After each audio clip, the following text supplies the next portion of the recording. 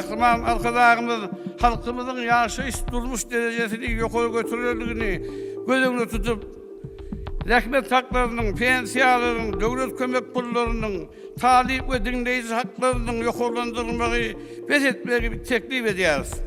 Kahraman arkadaşımız, şu teklifi kollamanız için tüm sürekli hayiş ediyoruz. Kahraman arkadaşımız.